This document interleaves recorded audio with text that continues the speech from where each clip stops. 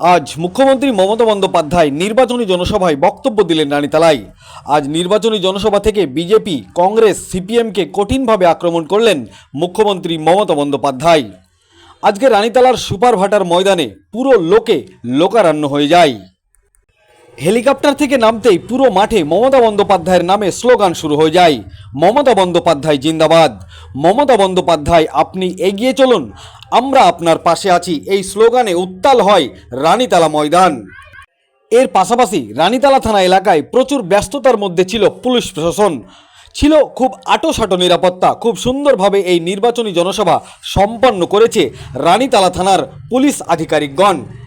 এবং ভগবানগোলা 2 নম্বর ব্লক সভাপতি জনাব আব্দুর রৌফ এবং ভগবানগোলার কন্টেস্টিং ক্যান্ডিডেট রিয়াত হোসেন সরকারের নেতৃত্বে নির্বাচনী সভাটি খুব সুন্দরভাবে সুশৃঙ্খলভাবে সমাপ্ত করা হয়। এছাড়াও মঞ্চে উপস্থিত ছিলেন উত্তরবঙ্গ পরিবহন দপ্তরের ডাইরেক্টর ও উর্দু একাডেমির সদস্য জনাব চাঁদ মোহাম্মদ, ভগবানগোলা 2 নম্বর ব্লকের পঞ্চায়েত সমিতির সভাপতি মীরা বিবি, সহকারী সভাপতি মিজানুল হক ডাবলু, মুর্শিদাবাদ জেলার সোশ্যাল মিডিয়ার অ্যাডমিন সভাপতি মোহাম্মদ মুক্তার হাসান, মুর্শিদাবাদ জেলা সম্পাদক মাসাদুল খান, জেলা পরিষদের মেম্বার শাহনাজ বিবি সেলিনা বেগম, কামরুল হাসান মিল্টন, প্রধান জামালউদ্দিন শেখ বেলুয়ারা বিবি। এছাড়াও একাধিক নেতা নেত্রীরা উপস্থিত ছিলেন স্টেজে প্রায় এক ঝাঁক নেতা। কি বলেছেন তিনারা সংবাদ মাধ্যমের সামনে শোনাবো আপনাদের। এই ভিডিওটি যারা দেখছেন চ্যানেলটি লাইক করবেন, শেয়ার করবেন আর সাবস্ক্রাইব করবেন। আই লাভ মাই ইন্ডিয়া, মেরা ভারত মহান। লোক কেমন হয়েছিল সেই তার সাক্ষী আপনারা নিজেরাই, আপনাদের ক্যামেরা, আপনাদের চোখ, এখানকার মানুষ সমস্তটাই কিন্তু আজকে আপনারাই সাক্ষী দেবেন যে লোক জমায়েত কেমন হয়েছিল, লোকের ভিড় কেমন ছিল এবং লোকের সমর্থন কেমন ছিল। এবং একটা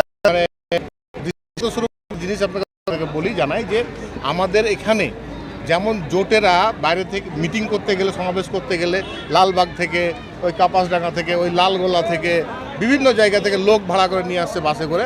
আজকে কিন্তু আমাদের এখানকার লোক, আপনারা জানেন যে আমাদের বিধানসভার লোকই ছিল, অন্য আশেপাশের বিধানসভার লোক কোথাও কিন্তু এখান থেকে কিন্তু আসেনি। আচ্ছা, আমরা দেখেছিলাম পঞ্চায়েত নির্বাচনে ভগবানগোলাতে তুলনামূলকভাবে অনেকটা রেজাল্ট কিছুটা কম হয়েছিল, সেই জন্যই কি এবার মেকআপ করতে এখানে সভা করলেন তিনি? না, দেখুন, এটা কোনো বিষয় নাই। বিষয়টা হচ্ছে যে এটা একটা উপনির্বাচন এবং উপনির্বাচন পশ্চিমবাংলা দুটো জায়গাতে উপনির্বাচন হচ্ছে।